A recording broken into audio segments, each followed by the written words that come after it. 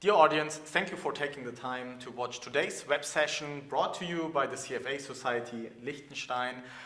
Today's main topic will be about the US presidential election next week on November 3rd.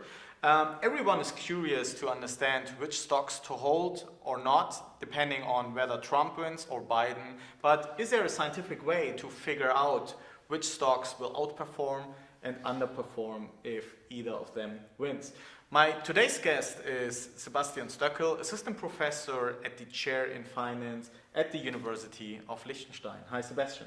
Hi, Ömer. Thank you for giving me the opportunity to talk about our research. I appreciate that you are here. So you worked actually on identifying the stocks depending on the outcome of the election. This is joint work together with my co-authors Michael Hanke from the University of Liechtenstein and Alex Weissensteiner from the University of Bozen. So we wanted to identify the stocks actually before the election, so we can say to people, hey, you know what, these stocks are Democrat or Republican stocks, or be aware that your portfolio is oriented towards a Republican candidate. Do you want that, or do you want a portfolio that doesn't have any exposure to political candidates, right? Mm-hmm. So that's what we try to achieve. And how do you identify which stocks belongs rather to Donald Trump or Joe Biden? That's very easy. Actually, we let the market identify the stocks. So the idea is that markets long before the election actually takes place identify those stocks that are going to perform very well when Joe Biden wins the election, and those stocks that are going to perform very well when Donald Trump wins the election. Mm-hmm. So whenever the winning probabilities for those two candidates move in one or the other direction, the returns of these stocks should reflect this probability going up or down, right? So what we actually do is we have a look at the abnormal returns or the returns relative to the market, and actually take daily returns and regress them on changes in the winning probabilities of both of these candidates. Where do we get these winning probabilities from? There's a very nice project. It's the Iowa Electronic Markets run by the University of Iowa, and they have daily winning probabilities for both candidates. So if the markets correctly anticipate, for example, Trump stocks, then they should go up. So they should have a positive abnormal return whenever the winning probability for Donald Trump goes up. And how well does it work? Well, actually, it works very well. Imagine a thought experiment. Imagine you already know in what direction the betting out of Donald Trump is going tomorrow. We all would hope to know that for what happens next week, but imagine you know it for going from one day to the other. So imagine you know that tomorrow's betting out for Donald Trump is going to go up, let's say 1 percentage point, right? Mm-hmm. So what you do is you take the top 10% Republican stocks and the top 10% Democrat stocks, and you go long in a Republican portfolio, short in a Democrat portfolio, and record the return from today to tomorrow, right? If this return is positive, and it's positive continuously whenever the betting odds go up, then you know, well, I seem to identify those Republican stocks and Democrat stocks very well, right? Mm-hmm. So if you do that for these top 10 stocks, right, so you form decile portfolios, so that's 50 stocks in Republican, 50 stocks in Democrat portfolio, and you start by doing that at the 1st of January to 2020, so now you have about 200 daily returns. What we actually find and show is an outperformance relative to the S&P 500 of about 700%. Okay, that's very impressive. So let's assume that I bet on Joe Biden's win. So which stocks should I own on an individual basis? Well, ideally you should own those stocks that we identify as significantly belonging. Can you name a few? Well, there are a couple of them. On our website we show the top 10 Democrat and Republican stocks. Within the Democrat stocks there are, for example, one very prominent one that's also one of the most significant Democrat stocks is Amazon.com. And well, easy to understand, right? Everyone knows about the Twitter feud that Donald Trump had with Jeff Bezos. And if you also check online on the election contributions, for example, of individuals identifying themselves with Amazon.com, that you find that all these people have contributed a lot to the Democrat campaign and not so much to the Republican campaign. And so Amazon for the Democrats, and what about the Republican Party? Well, one very prominent example for a Republican stock, very significantly identified by the market is Gilead Sciences. You might know the company because it's a producer, as much as I understand, of remdesivir, which was one of these pharmaceuticals that helps very well with very bad cases of the COVID-19 pandemic. So Gilead is in the healthcare pharmaceutical sector. Can you tell us more sector-wise which sectors are more democratic and more Republican? Well, actually, and we're very glad about that. We find that our research supports what many people think about different sectors of the US industry, right? For example, we have checked for banks, and we find that almost all the banks in the US are Republican, identified by the markets as being Republican stocks, but not very significantly.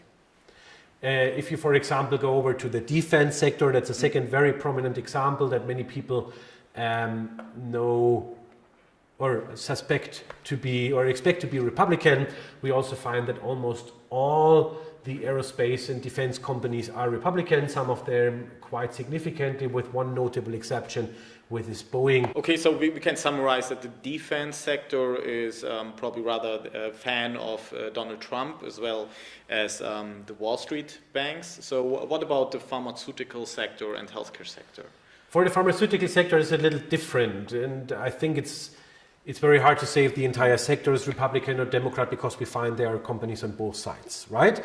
If you maybe remember the 2016 election, due to Donald Trump wanting to shut down Obamacare, in the newspaper you could read quite often that all those pharmaceutical companies might be maybe suffering from that.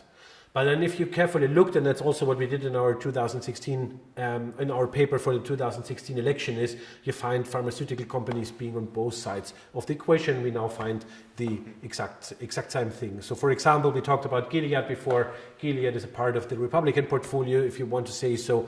Markets anticipate or perceive Gilead Sciences to be a Republican stock. But on the other hand, we, for example, find Pfizer, which is perceived to be slightly on the Democrat side, and there are others, two that are Democrat and others that are Republican. What are the typical properties of democratic stocks? What we also had a look at, what we checked, is about the ESG scores of stocks, and what we find is that Democrat stocks in relation to Republican stocks have significantly higher ESG scores on a market or market capitalization weighted basis. This is true for the overall ESG score, but it's also true for all three subscores, for the social, for the environmental, and for the governance subscores. So all of them are significantly higher for Democrat stocks. So, Sebastian, so if you look at the S&P 500 and try to divide the stocks in the index in Republican stocks as well as Democrat stocks, so can you give us more insights about that?